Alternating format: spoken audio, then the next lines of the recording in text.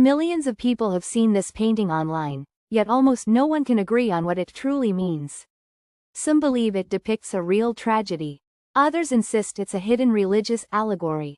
Every detail seems to point toward a different story, and the more you look, the more mysterious it becomes. Painted by Gustave Doré in 1874, Les Saltimbanques, the Acrobats, has become one of the internet's most debated artworks. A grieving mother, an injured child, a silent harlequin, a chained owl, and scattered playing cards. None of these details seem accidental. So what was Doré really trying to tell us? And why did he never explain the painting? Gustave Doré was one of the most celebrated artists of the 19th century, best known for his extraordinary illustrations. Even if you don't recognize his name, you've almost certainly seen his work. He illustrated masterpieces such as the Divine Comedy, Don Quixote, and the Bible in a style that was rich in detail, emotion, and dramatic atmosphere. His engravings made him famous across Europe and America, yet his paintings never received the same admiration. Critics admired his technical brilliance but often dismissed his canvases as overly theatrical and too narrative, refusing to see him as a great painter.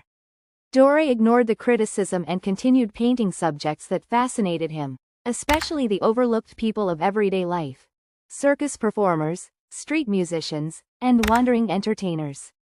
His fascination with ordinary people eventually led to one of his most mysterious paintings. Instead of depicting kings, saints, or historical heroes, Doré chose a quiet moment of grief involving a family of performers. Before exploring the symbolism, it's worth looking carefully at what is actually happening in the scene. On the right, a woman cradles a child in her arms.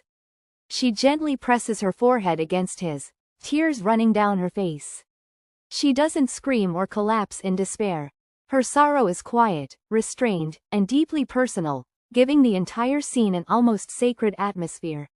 The child is dressed in white, his eyes closed, with a blood-stained bandage wrapped around his head.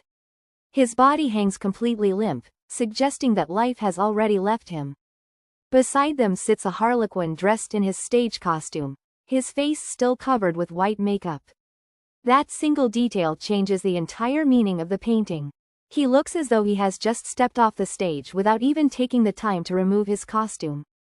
He doesn't touch the child or comfort the woman. Instead, he simply watches in silence, his expression somewhere between guilt, exhaustion, and disbelief. His stillness is unsettling, forcing us to wonder who he really is. Is he the child's father?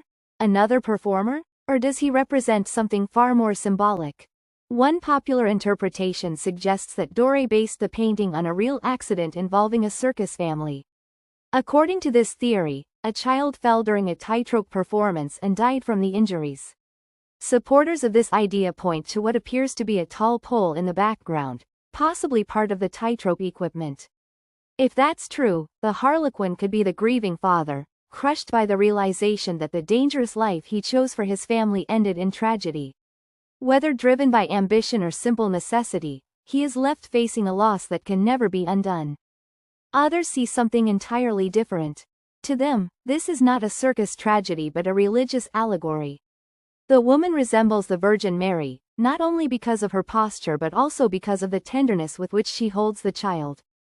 The wounded boy recalls the image of Christ, while the harlequin becomes a mysterious symbolic figure, perhaps evil itself, silently witnessing suffering without intervening. Doré never confirmed this interpretation, yet the painting's solemn composition and emotional restraint certainly invite comparisons with traditional religious art. The symbolism becomes even more intriguing when we examine the objects scattered throughout the scene. At the woman's feet lie several playing cards.